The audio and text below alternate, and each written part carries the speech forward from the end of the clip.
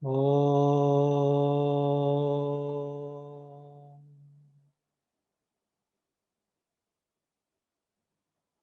Om.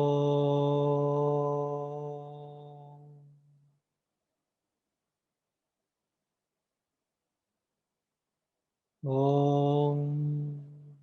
Sahana Vavatu. Sahanau Bhunaktu. Sahaviryam Karavavahai. Tejasvinavadhitamastu. Ma vidvishavahai. Om Shanti Shanti Shanti.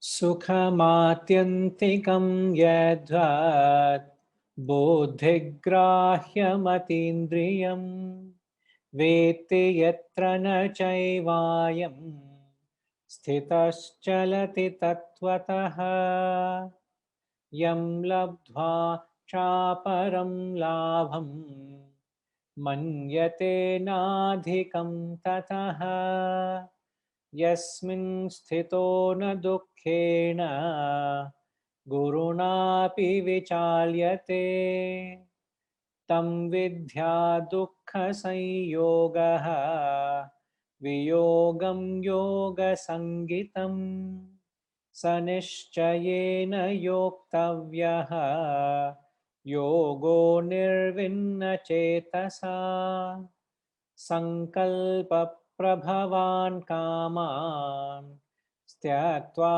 सर्वान् शेषतः मनः सैवेन्द्रियग्रामं विनियम्य समन्ततः शनैः शनैरुपरमेत् बुद्ध्या धृतिगृहीतया आत्मसंस्थं मनः कृत्वा न किञ्चिदपि चिन्तयेत् यतो यतो निश्चरति मनः चञ्चलमस्थिरं ततस्ततो नियम्यैतत् आत्मन्येव वशं नयेत् प्रशान्तमनसं ह्येनं योगिनं सुखमुत्तमम् उपैति शान्तरजसं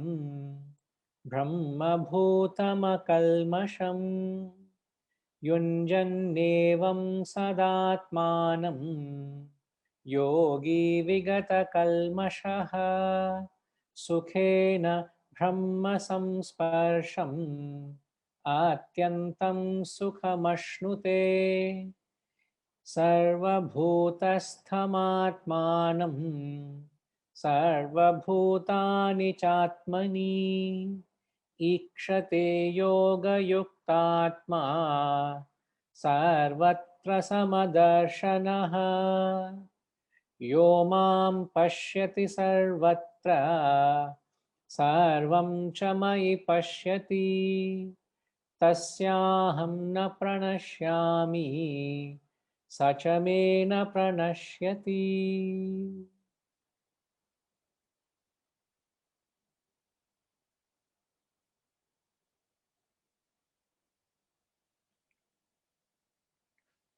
Namaskaram, Hari Om to everyone.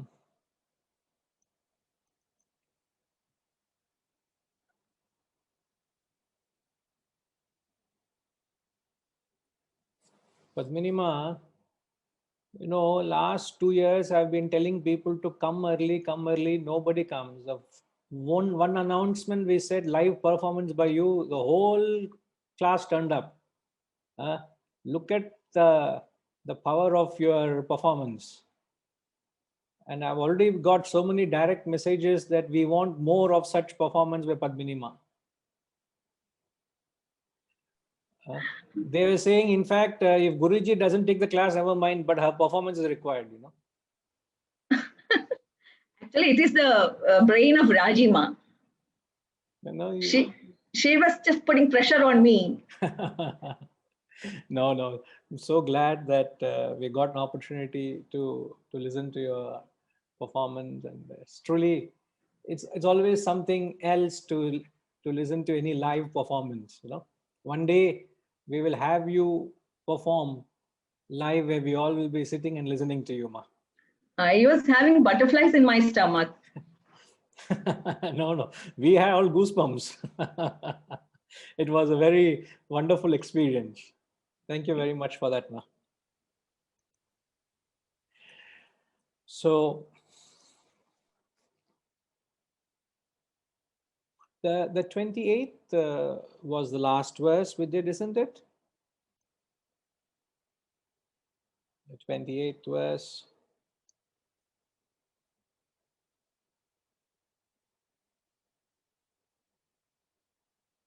Constantly practicing, the yogi constantly practicing union with the self, freed from sin, easily attains the infinite bliss of contact with Brahman.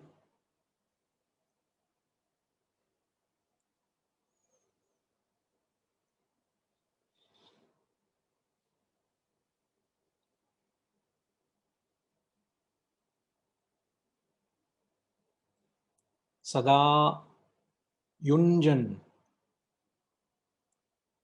I think the key word which we learned from the class was that spirit of bringing that constancy, that spirit of uncompromising consistency of purpose, that abhyasa, that sadhana,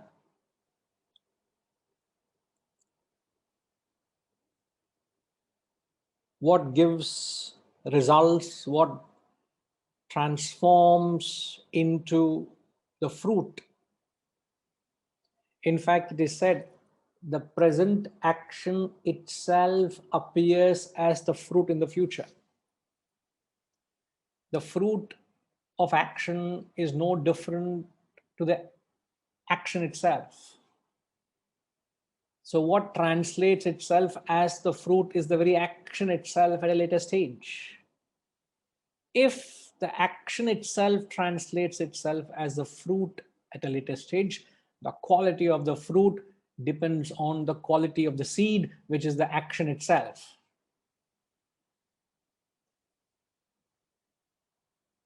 If the quality of the action is impoverished, the quality of the fruit also is impoverished. So what brings in that edge to that action, to the seed, is, he says, the ability to make an action consistent. Now we define consistency as an intellectual capacity to keep an action going until it takes you to the fruit of action. And this ability of the intellect is not inborn, because an action by nature can either be driven, so the physical body is just a mere vehicle that acts and performs. What drives the action or the body is either the mind or the intellect. So when your mind prompts your body into action, your actions tend to be impulsive, your actions tend to be unpredictable, your actions have no direction or dimension, because the mind has no direction or dimension. But when the actions are driven by the intellect, instantly actions gain a certain direction, your actions become single pointed, your actions also become consistent.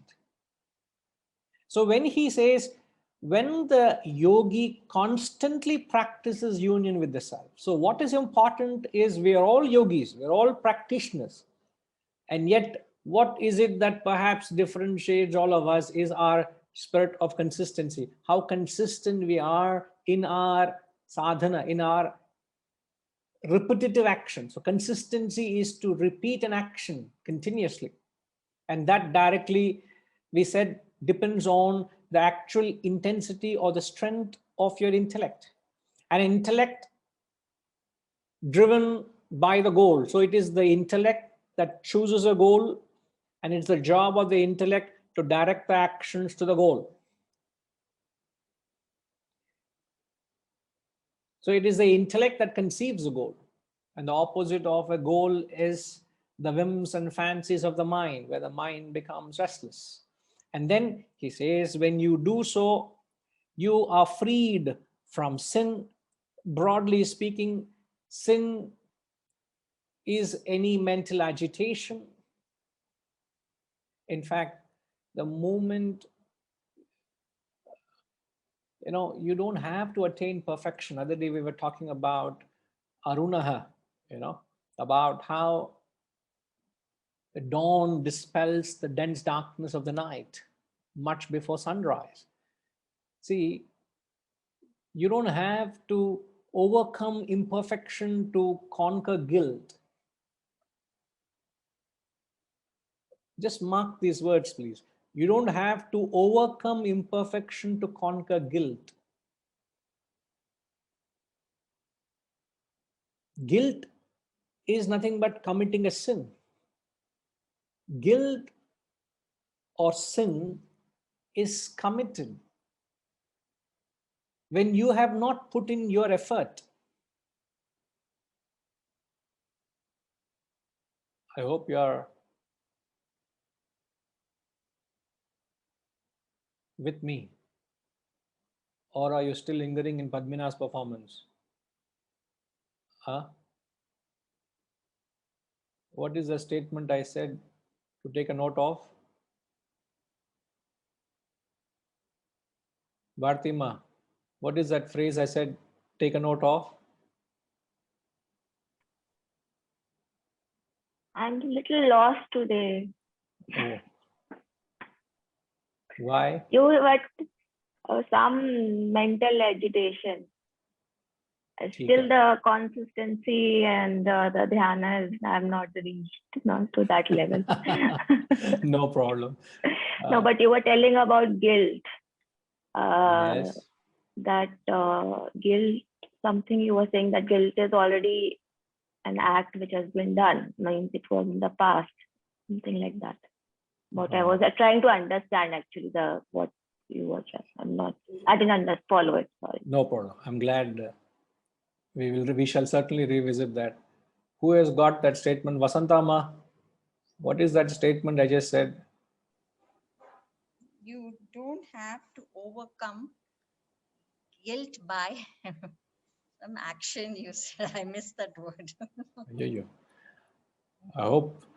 Ushama, have you jotted down what is that phrase? Solungama.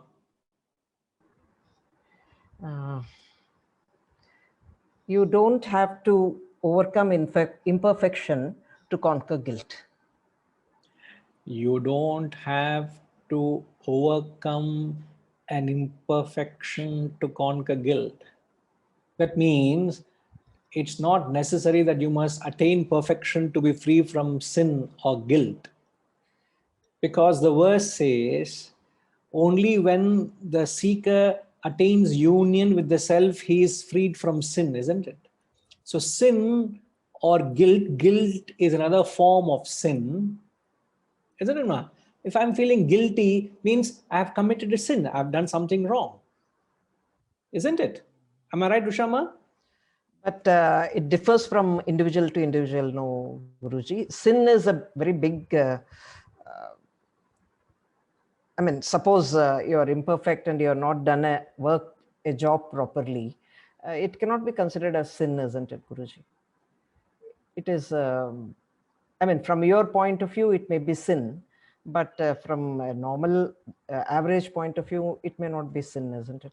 Ma, if you always in the philosophical parlance, we have said sin is nothing but a mental agitation. Okay. Yeah, then it is so. Yes. Like Yes. Bharati Ma, I'm just quoting her. She said, my mind is not in its normal state. Something has ruptured that mind. So it could be a fault of mind. It could be the fault of any factor. The fact that I have lost a mental peace, I have committed a sin. Yes. Sin is defined as mental agitation. Okay. Okay. Yeah, then it applies. Yes. Okay. Now, what I've said is, can you repeat that statement again I said earlier? You don't have to overcome an imperfection to conquer guilt. Means you can be imperfect and yet not feel guilty. Is it that means? Yes. Yeah. Are you all on this page? Bhartima, you're on the page? You're with me? You don't have to be perfect even at relative level. You don't have to be completely perfect to be free from guilt. How do you rationalize this statement? A person who is striving to be perfect, the fact that you're striving to attain perfection, that in itself protects you from feeling the sense of guilt or sin. It is not the question of where you stand in the spiritual ladder. It is not the question of how elevated you are. The question is, are you putting in your effort? So what protects you from the guilt arising out of imperfection is your continuous effort. You have to put these two and make sense of it. An imperfection, being imperfect, what's the statement, Rajima? Actually, I have not come out of the Padmini Ma's performance. That's the problem. I am not able to concentrate. I am committing a sin. Guruji, the one which your guilt or sin is not committed when effort has not been the statement which Ushama read.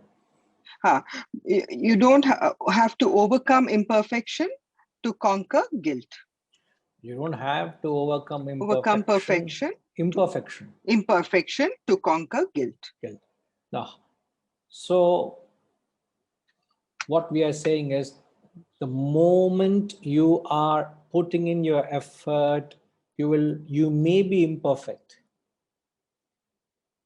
You are imperfect, but the fact that you are striving towards perfection itself protects you from that feeling of guilt or sin. Isn't it? You could be in a no man's land. I have left my ignorance. I have not yet established in wisdom. I am in the phase of transition. Does that mean I must feel guilty all the time? I have not attained that wisdom yet. But the fact that I'm striving towards perfection itself protects you, gives you an immunity from that sense of guilt. So you could be imperfect, but the fact that you're doing your best, you don't feel anything wrong. Just like you go and play a sport. You may win, you may lose. But if you have lost, having given your best, you don't feel guilty, would you? You remember, you accept that you have lost the game to a better sportsman that day. He played a better game. But if you have not put in your effort and if you have not given your best because of a certain anxiety, something has not right. You have not put in your effort. You have not applied yourself on the game. You will blame yourself, but you would never ever blame yourself if you have given your best. You will accept that loss gracefully because you have lost to a better player. There's no guilt there. Exactly. You take that spirit of a sportsman in your life. It is not the question of winning or losing. It's not the question of overpowering your temptations and conquering your mind. But as long as I'm doing my sadhana, as long as I'm doing my part consistently, believe me, the comfort and satisfaction you get from what you are supposed to do. There is no greater satisfaction than the effort. In fact, satisfaction is only in the effort, never in the fruit or the result. So don't worry of the sin. Don't worry of the imperfections. What you must be concerned of is the consistent effort. And that is the crux of the verse. The moment you do that, you will be freed from sin. And it's not only applicable to a level who is at that state of perfection, it's applicable even at our level, at our relative level we are. If we keep doing our effort, there is no sense of guilt or imperfection.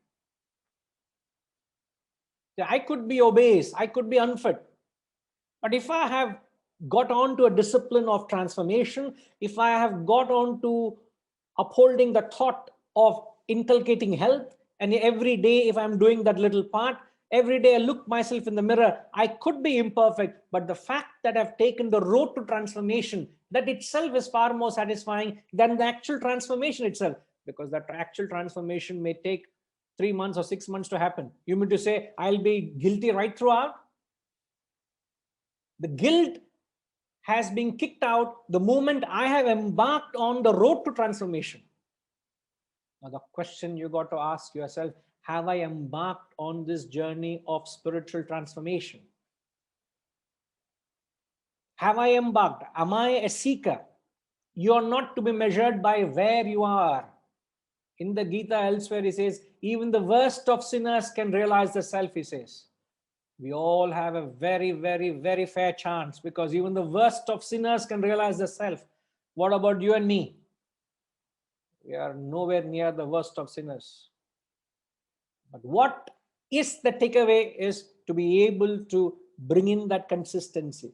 And that's only possible when your actions are backed by the intellect and the goal. So the two integral factors which help you to make your actions consistent is a clear-cut goal. And what do you need to do with the goal?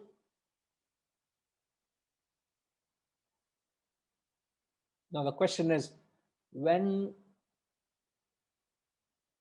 do you do to reinforce that goal? If that goal is not there, or if the goal is not clear, or if the goal is not reinforced, your actions will not flow towards the goal.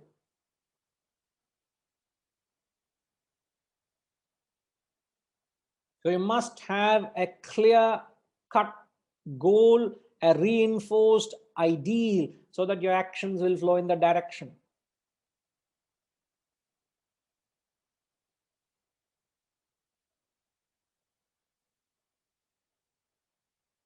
So the question is, what do you need to do to reinforce that goal or an ideal?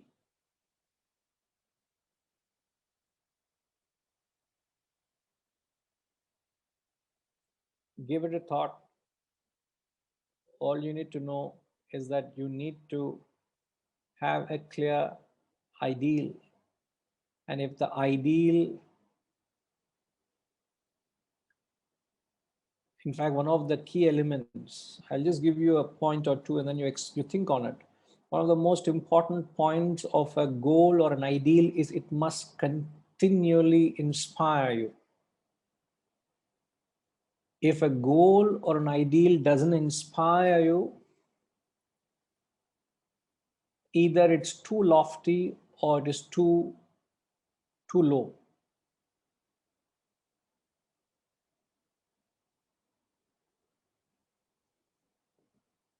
And one of the criteria you need to keep in mind when you pitch up a goal,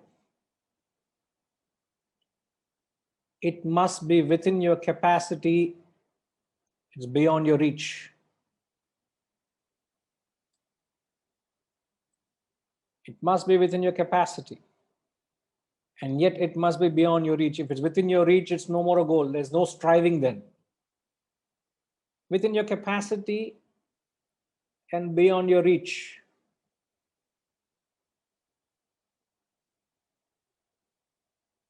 It should not be beyond your capacity. Let's say I can't say my goal is I want to play Wimbledon, which is scheduled for July 2021. Am I right? Wimbledon is scheduled for this next month. And somebody asks you, when did you start playing tennis? Last 2 weeks, I just realized tennis rackets have been lying in the house.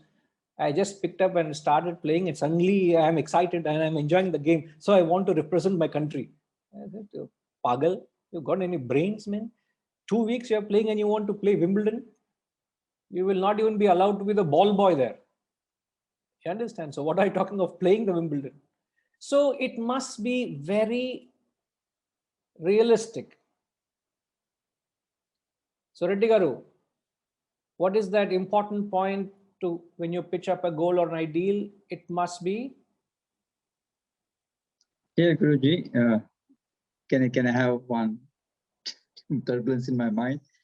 How do you differentiate between this guilt and disappointment? Like we are making a statement saying that the efforts are counting, definitely, but the end results, irrespective of the outcomes. But most of the times, the job done, but not done on timely, or qualitatively, or quantitatively, but the work done. But you always find why this job could not happen in spite of strategy, plan, things, so many things have been put in place. The challenge for me specifically, the guilt or the disappointment, I could not able to differentiate between these two things, keeps hunting you for some time till you really realize that what went wrong and how do you really correct back a similar situation doesn't happen. But it's in a constant process.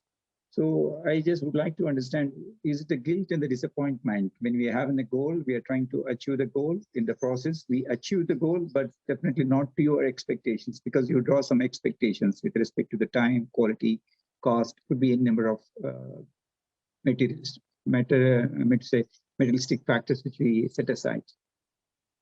So how do we deal with that? There can't be a clear-cut one answer, because it could be a complex factors that could have contributed to it. It could be more than one factor, But to the question, is guilt and discomfort some kind of disappointment, you said, isn't it? Yeah, disappointment. Disappointment arising out of factors which is in your control or beyond your control? It's in our control. You created some expectations. Okay. So certainly I would say then there's a lot of similarity between a disappointment because of certain anxiety or certain expectations or certain mismanagement. May not be yourself, but the entire team.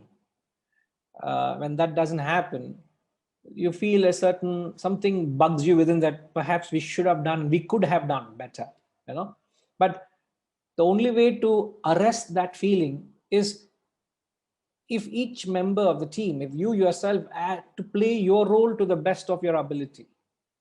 And the best way to judge that is a sense of satisfaction. And the Sanskrit word for that satisfaction is known as krita krityascha. Krita krityascha means a sense of contentment and satisfaction. When you hit the pillow at the end of the day,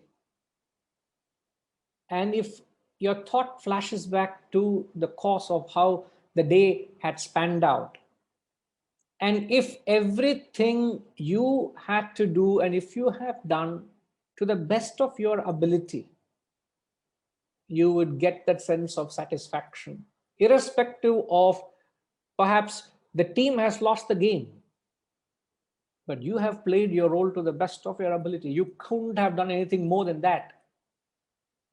Yeah. Doesn't matter the team has won or lost, but you have done your part.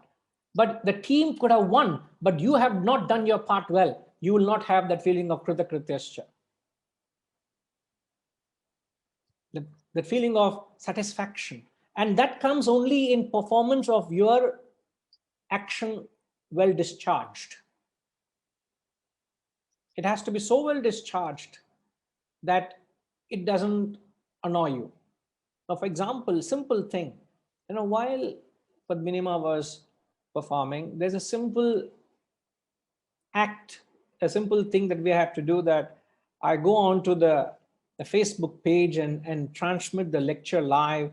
It has to happen because it's linked to the system, it's linked to my account. So it's difficult to do so. It's just a minute job. I go, I activate it and give the baton back to Harishji as the host. But for some reason, when that happened, I do not know whether you all got this message on your screens, but a few of us got messages that please accept for the recording to happen. You all got it? Most of you are nodding your heads. Now, is this something which we don't know what's happening? Suddenly, something is not right. So at 11:27, I picked up the call and called Ravinderji and asked, some people are asking me, should I say yes or no? And it's something is not right. Whether has something changed? Has something not right? Now, has that got anything to do with my action? Is anything that I could have worked at it? If I am not directly or indirectly contributing to it, but I'm not aware of it, but it's something, said there's nothing called as a perfect world. You can be perfect in spite of the result being a failure, isn't it?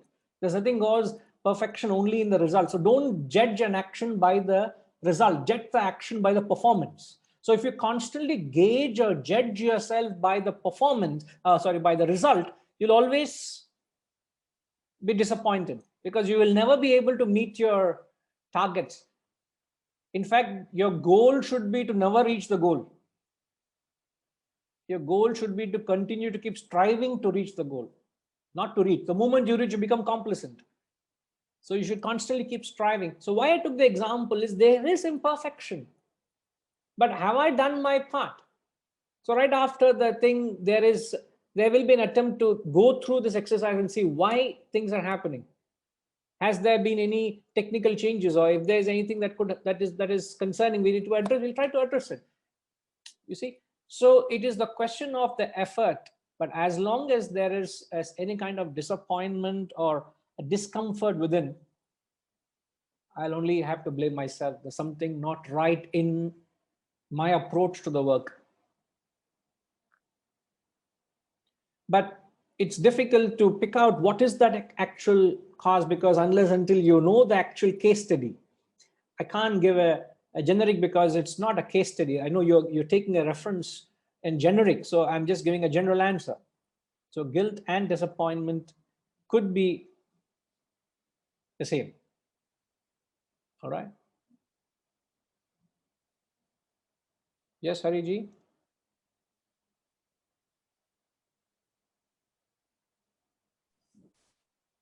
Guruji, even in the corporate world, there is a move, or there has been a move, that we should not assess the employees based on their goal, the result that they have achieved. They should be assessed by the performance that they have rendered. Correct. If a sales engineer, he puts in his best effort, but still he can lose the tender. It's not because of him. So he should be assessed by the performance that he has put in, not by the result. Yep. That is in the corporate world also. Yep. Fair enough. Yes.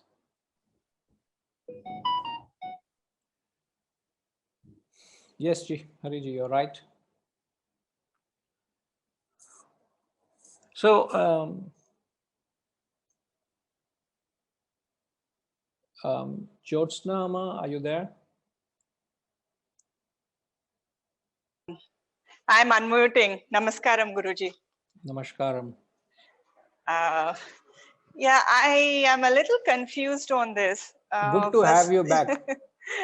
Thank you, Guruji. Somewhere I think today is, it's resonating with me. My goal was to be there every Sunday, but somewhere, whether it is discipline or something else, I had this thing with expectation. Guilt and expectation are tied because somewhere expectations are built into us because of social requirements, parents. There is a bar that is set. So it's not merely effort that is appreciated even as children. effort is appreciated only if it meets expectation. So that has been the reason for guilt most of us carry. And I think it takes a lot of, unlearning to kind of accept that just making effort is enough. I'm not even going into far reaches of corporate world and all of that, but at a very simple, basic level, how do we overcome this sense of having to meet expectations is, I think, very fundamental that we need to answer, because expectations are built into us, that we have to make effort in a particular manner. It's not just effort. Effort with all good intentions is not enough. Right effort is what is required, not 100% effort. That is where the guilt comes in when we don't meet expectations. Ma, it is impossible to satisfy others' expectations. Are you operating to fulfill others' expectations, or are you trying to be true to yourself? So the whole argument being made is there's that much you can do, and if you do that to the best with the purest of intention, without trying to fit in to satisfy others' expectations, but be true to yourself.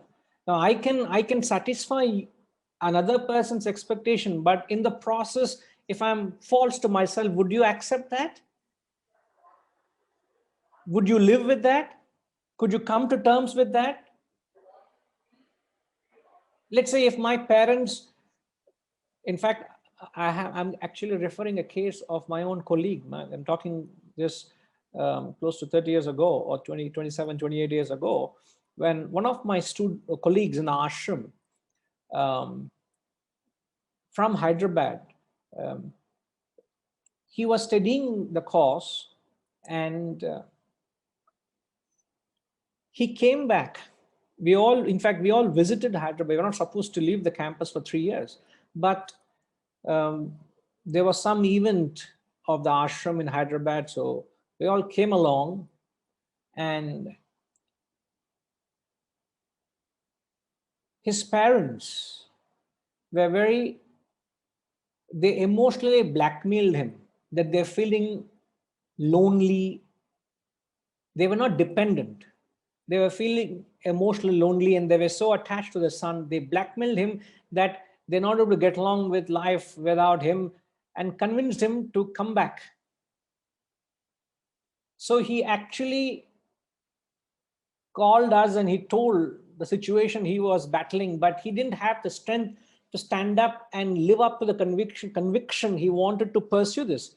But his attachment to his parents also was so strong that he literally had to cut short.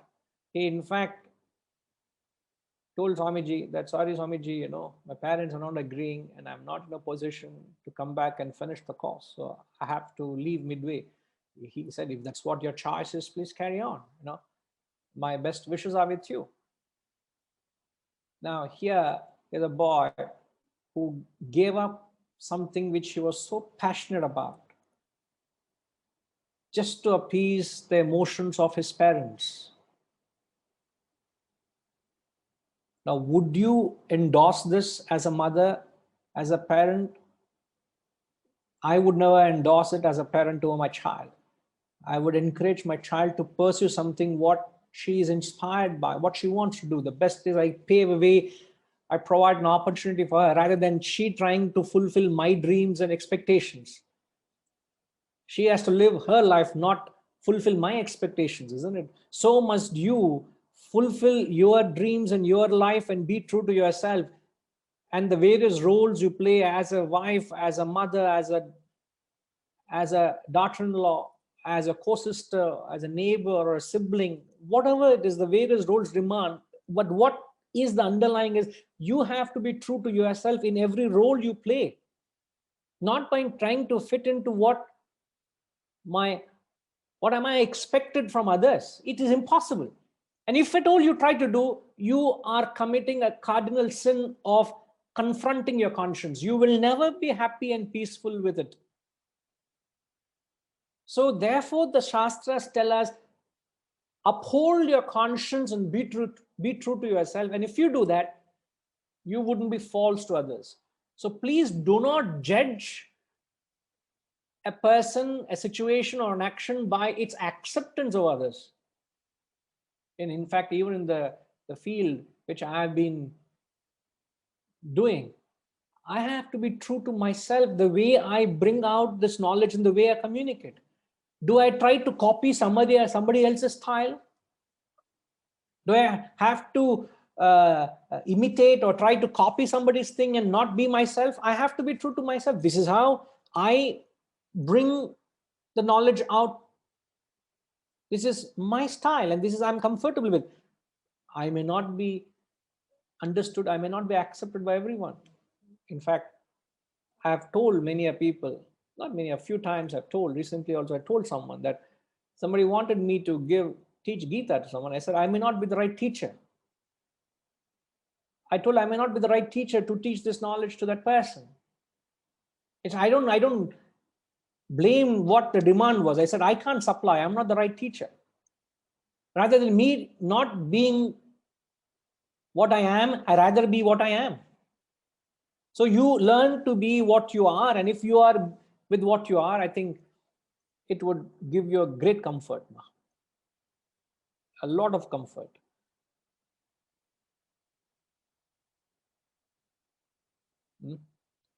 Jyotsna. Guruji, I think I agree, but I think it's a lot of it's a difficult thing to move away from this game of expectation. Definitely, I think we need to open up.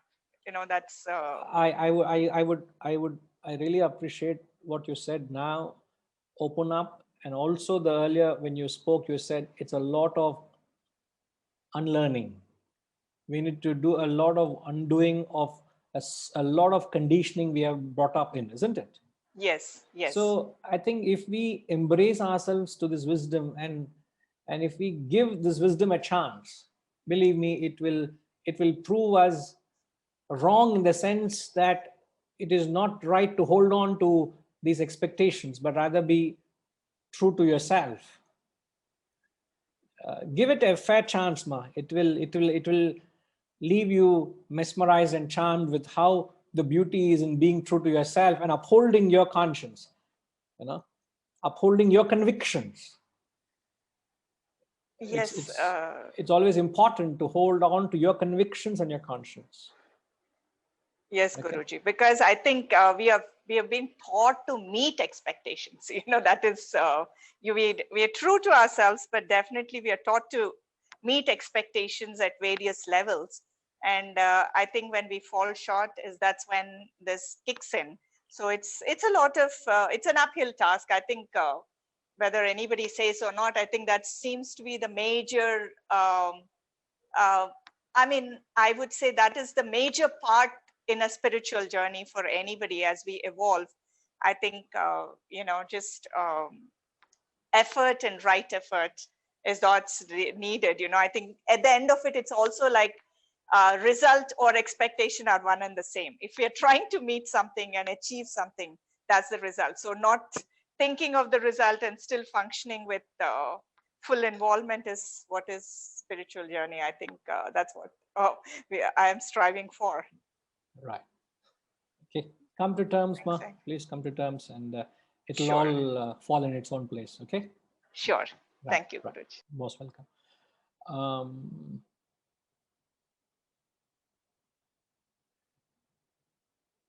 Yes.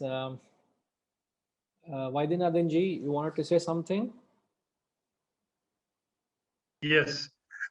This discussion about guilt and disappointment, that the question that Mr. Reddy asked, I felt that guilt is a conflict with your conscience, whereas disappointment is a conflict with your intellect. It is a result of not meeting certain expectations. And you can very easily overcome disappointment by either coming to terms with the situation or your expectation and get at peace. Whereas guilt, which is a conflict with your conscience, does not give you an easy way out. So these are two different aspects, guilt and disappointment. Disappointment is at an intellectual level, very easily rationalized with some other logic, unlike guilt, which doesn't provide an easy way out because it is a fight with your inner self. Your inner self is not happy with you. Reddy Garu, please ponder.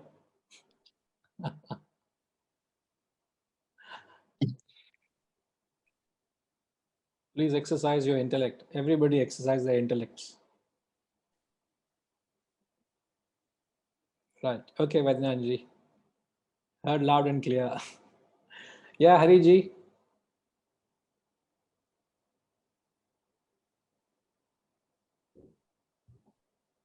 Number one, can we, in this connection, can we say that compare Swadharma and Paradharma, even if you fail in Swadharma, but stick to Swadharma? In which context, sir? What we are now discussing, that we put in our best effort, even after putting the best effort, even if we fail in it, you don't have to feel guilty, but you still have to stick to Swadharma. No, Swadharma, we are not questioning the action you have chosen here. So understood.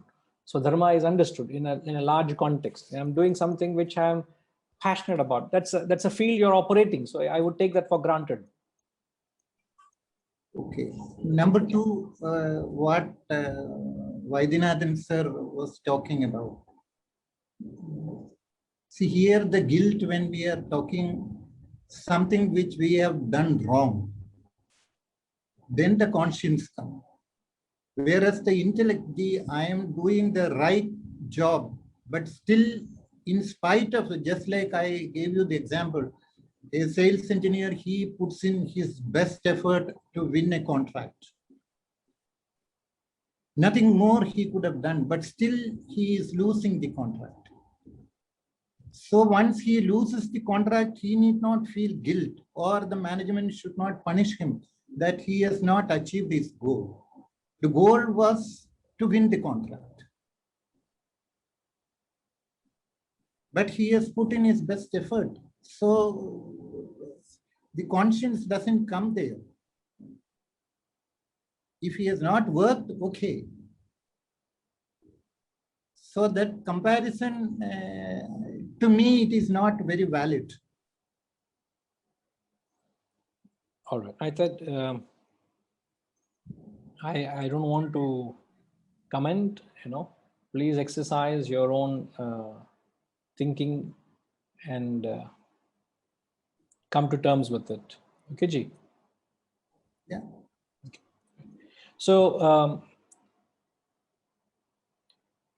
getting back to the verse. So the verse, second half of the verse, he says, a person who brings in that spirit of consistency, we said that by striving assiduously, by striving consistently, by putting in the right efforts, he says one easily attains the infinite bliss of contact with Brahman. Now, all the time we talk of the infinite, infinite, infinite. In the Shastras, there is a comparative study of the joy or the bliss of the experience of Brahmaloka or a heavenly experience in contrast or in comparison to the infinite bliss of Brahman. See, infinite, can you conceive? Infinite, you can't conceive. So what are we talking about?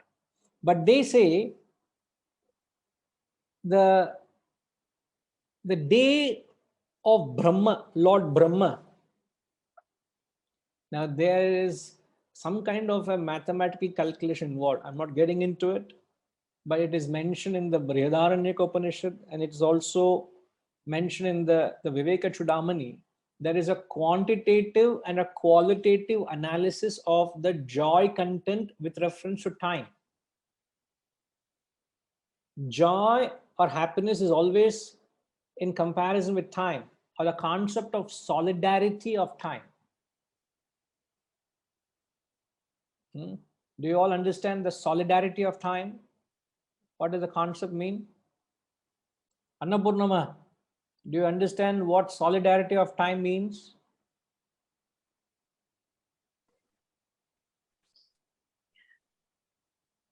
Pranam. Namaste, Guruji. Yes, namaskar. I don't have any idea, to be frank. Okay. Okay. Right. I'll explain, Ma. So the concept or the solidarity of time means when an experience you go through, if the experience is joyous, joyful, if you are enjoying a certain experience, at the same time, the experience is repetitive, a particular schedule you follow. If it's repetitive,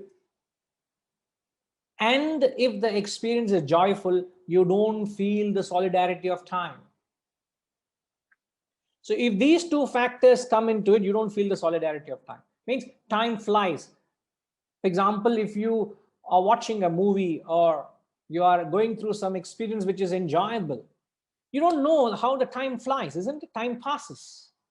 But the same experience, if it is boring, if it is dragging, if there's a boredom associated with it, time comes to a halt, as it were. Every 2 minutes, you're looking at the clock. You're looking at your watch. What's the time? What's the time? Because there is no joy associated with the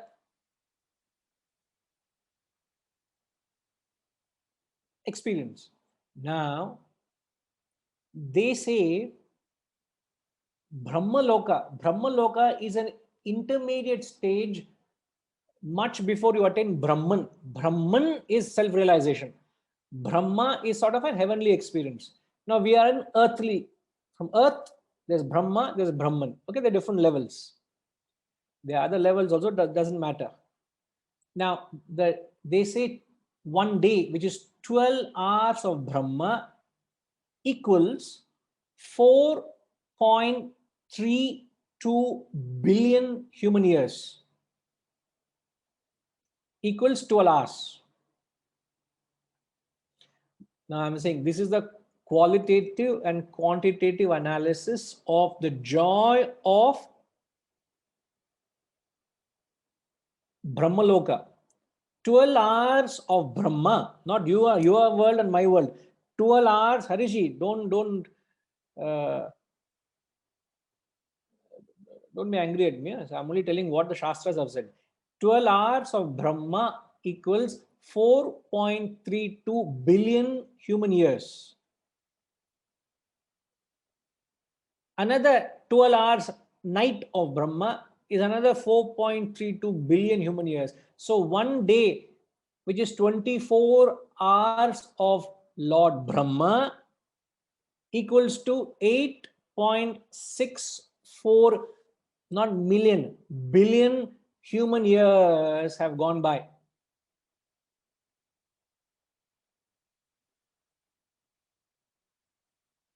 What does that mean? Sitaramji, what does that mean? 8.64 billion human years have just gone by, equivalent to just 24 equivalent to 24 hours of Brahma. What does it mean? It's like trying to contemplate on infinity. It means nothing. No, this is still finite. Don't say that. Infinity you can't. But see, this is still, the finite itself is a mind-boggling figure. But what are you trying to gather from the concept? Disregard the number of zeros or what it can be. So what it amounts to saying, if I can comprehend, is that if the activity that you're doing is joyous, then you do not feel the passage of time. Correct. That's the whole thing. If So 8.64 billion years have gone by as if it is 24 hours, what does it mean? that means the Brahma's enormous solidarity of time. So what it means is the joy in Brahmaloka is so huge. high that much of time you don't feel the presence, it just passes away. 8.64 billion human years, that much time just gets sandwiched as it were 24 hours. If this is the joy of Brahmaloka, what will be the joy content of Brahman? To give you an idea as to what is the joy of Brahman, they are giving you the quantitative analysis of Brahma. And what is Brahma? Okay. What is Brahmaloka? Bhartima? Do you know what is Brahmaloka? I am not gone, sir. Yeah. As if all of us have gone there and we have come back. My God. Huh? Well, at least you must have heard of it, no? No, do you want me to ask anybody who has gone there? You think is that the question here? Only probably you can answer here. None of us. House of Lord. House of the Lord, so Lord Brahma. So what anybody? I think Ramji would know. If at all anybody, Ramji would know Brahmaloka. He externally he says his face is very serious. Inwardly, he's all the time laughing. Sir? No, sir. No, Guruji, I don't know, but I can hazard a guess that Brahmaloka is the world of the Creator and the world of eternal bliss, as they call it, where we have all the, I should say that, the world of the Creator and where you have eternal bliss. Sir, eternal bliss is always related to Brahman, which is self-realization, which is infinite bliss. Eternal is infinity, isn't it? Yeah. Which is Brahman. Brahma is not Brahman. You know the difference here, sir? What's the difference between Brahma and Brahman? Don't say the other word has got 2 more alphabets, this word has 2 less alphabets. Apart from that obvious difference. Sir, difference, sir? No, Brahma is a subset of Brahman. Brahman is the, in mathematical terms, Brahman is the ultimate. I mean, is the universe or whatever you call it. But Brahma is still a configurable being. I mean, you can still have a shape and a kind of an existence for Brahma. Expecting that he still lords over a particular place, which is the Brahmalok. Brahma is the creator of this world, right? So the Brahmaloka is described as a heavenly experience, where your joy and happiness is magnified, is manifold, is multifold. Now, what we got to philosophically understand, even though they put it poetically, what do we need to understand it philosophically? How do we understand it philosophically? Hariji, I'm not going to give you a chance to speak. Your quota for the number of times is already finished. There's an inward quota I've kept, sir. They already finished. I'm not going to ask anymore. Give it any chances. Yeah. So I think the pleasure or the joy of what you do in the Brahmalok is it makes the time fly very fast. So that is. Theoretical, it's not a geographical place, sir. Let's not assume that there is a geographical place called Brahmaloka. As Bhartima said, I have not gone there. So she has a personal problem. She says, I have not gone there. If you have gone, please tell me, give me the address, and also send me the location also. Easier for me to get there. That kind of personal request she is asking. Ma, there is no physical place. It is not a location. Philosophically, what is Brahmaloka is the question. It is a state of mind. Brahmaloka is nothing but a state of one's mind. Isn't it? Now, how does one get to that state of mind of Brahmaloka?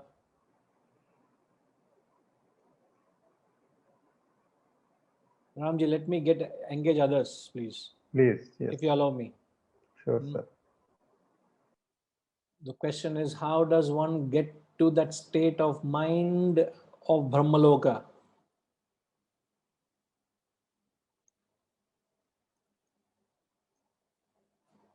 Sudhakar Garu.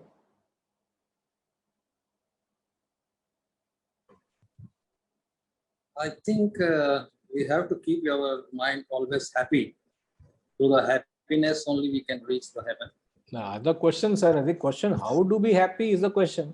You say keep the mind happy. Happiness is all in the state of mind. Correct, sir. Very good, sir. Correct. Happiness is only the state of mind, sir. But basically, how to keep the mind happy? Only when your mind is happy to that level, then you're transported to the Brahmaloka. Or then otherwise there is Pitraloka, other lokas are there. To put it in a very simple manner, Guruji, I have not heard much about Brahmaloka, but I have heard about Yamaloka. Yamaloka, I don't want to get to it. No, my parents in the childhood, they used to scold me whenever I do something wrong.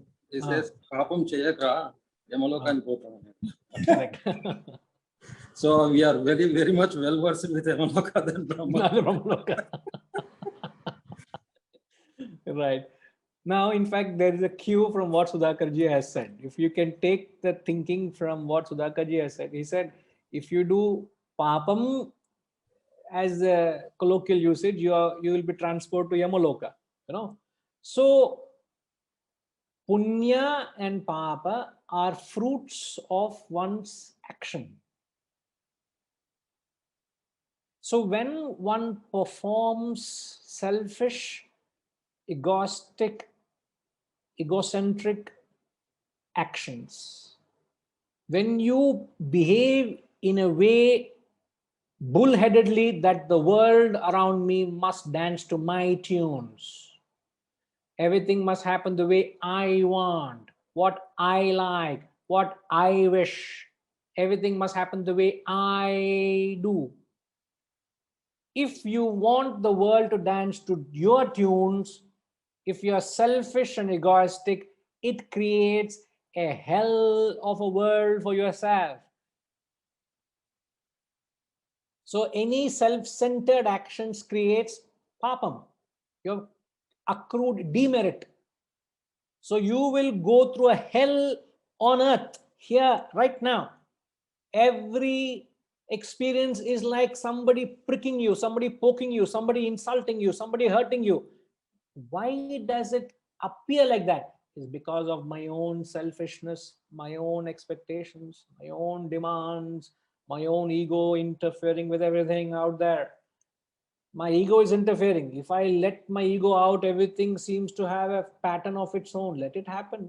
No. This pattern around me must happen according to my tune. Everything in the house must happen the way I want. Take my ego aside. Can I see everybody around, everything in life has a pattern and a system and it is flowing? Let it flow. Why should it turn to flow to cater to me? When I want the flow around me to cater to me, it is being egoistic, it's being self-centered. And to the extent you're selfish, you will go through hell. In fact, I would go to the extent there is no selfish man who is happy. On the contrary, the moment you are with the spirit of service and sacrifice. Harishji, what happens if you live a life of service and sacrifice? What would happen?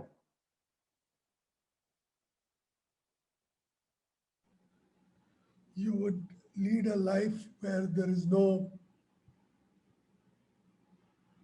are no disturbances, there are no agitations because of your attachment.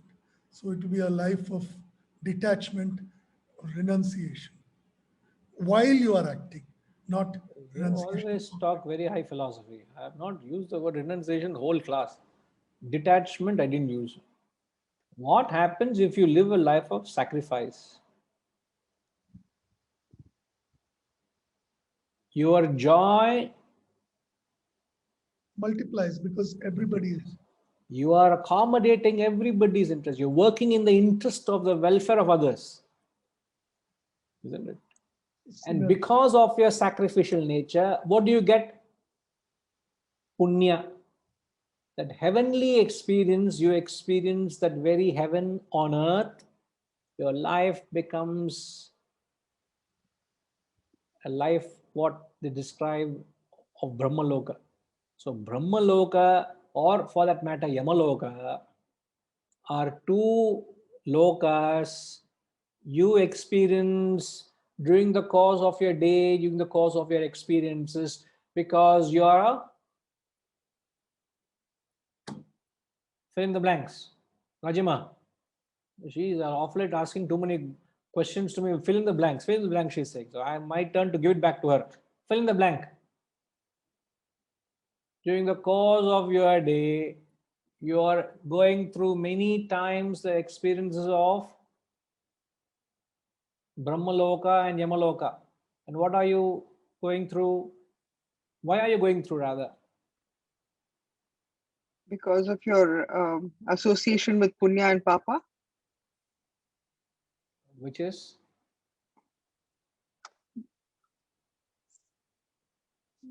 Which is the fruits of your action.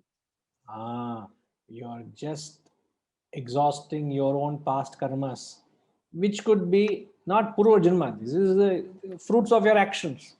So the cumulative actions of your past determines whether you're going through Yamaloka or Brahmaloka. Understand this. Everything is a problem in your life. That means you are experiencing the fruits of your own self-centered actions.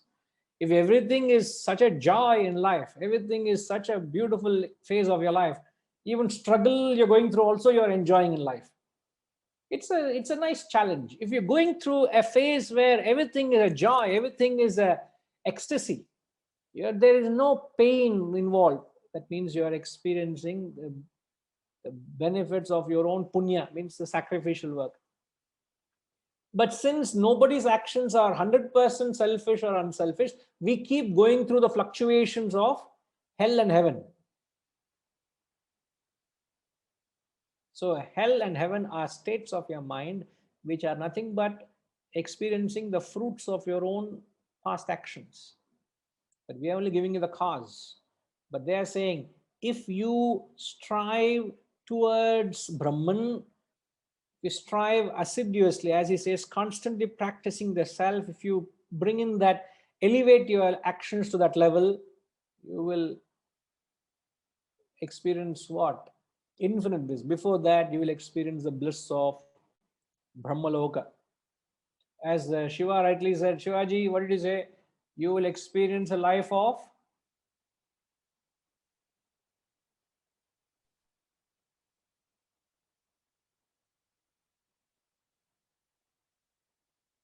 Solunga sir.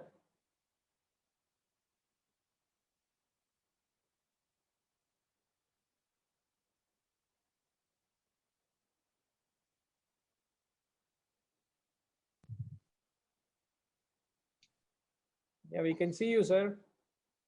Yeah, I'm operating my mobile. Yeah. Bliss is here. Heaven and hell is only here. Ama. So, how did you describe that heaven? This moment, every moment, I know living this in that moment, but what is? How did you describe it just now?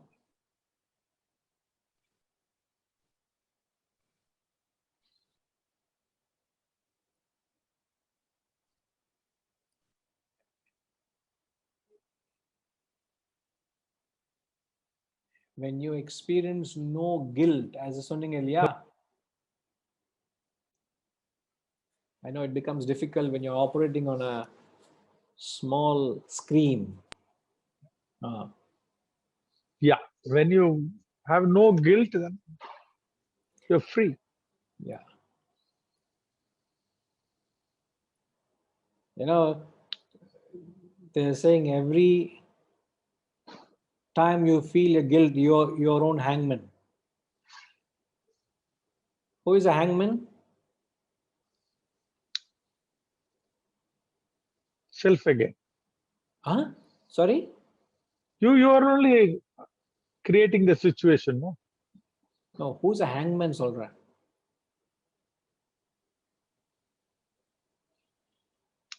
No. Is it the right word, Rajima? What is the word? Hangman. And who's a hangman?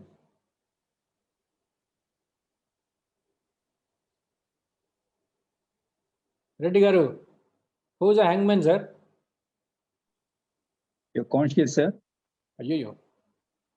No, hangman evarandi. Hangman in general term, sir, but philosophical. I am asking general terms. Philosophy. Who's the person who takes the lives of the people? Who does the job of hanging people? Kada? Hanging, yes. Takes the life Every of the time I feel guilty, I become my own hangman.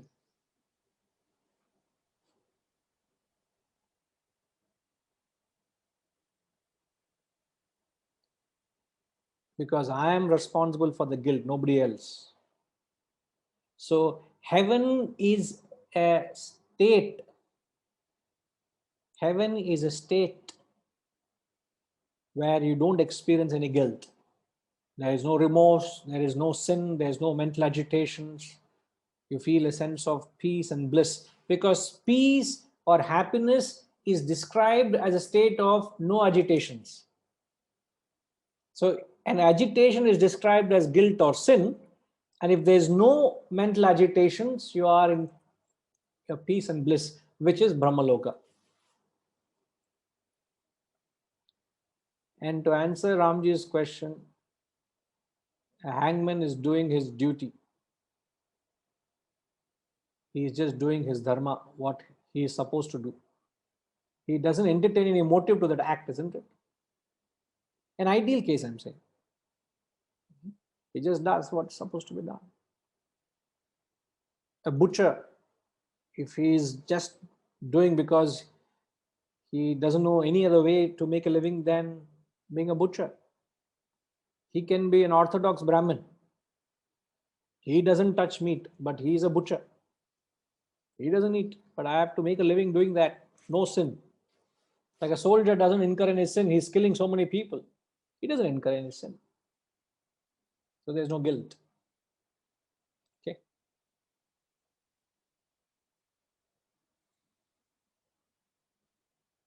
So when the walls that separate the ego and the totality bursts, you merge with the totality. So when the walls which separate the ego and the totality, there's something that separates you and the totality. So when that wall that separates the ego and the totality burst, you merge with the self.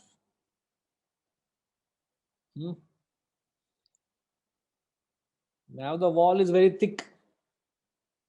When the wall separating you and the self becomes thinner and thinner and then disintegrates and breaks, you become the self. Now in verses 29 to 32, he talks about the test of self-development. A person who's actually developed. What is the test? What's that quality control? Let's chant 29. I'll read through it so you have an idea what we're talking about, and then the rest of the verses is going to speak only in that tone, so you will understand. And you please come little, you study the text, come little prepared, then you know what's the subject matter going to be. Okay.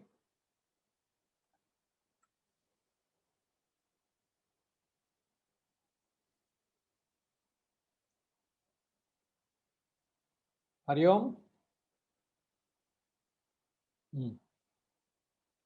sarvabhutasthamaatmanam sarvabhutani chatmani ikshate yoga yuktatma sarvatra samadarshanaha sarvabhutasthamaatmanam sarvabhutani chatmani ikshate yoga yuktatma sarvatra samadarshanaha.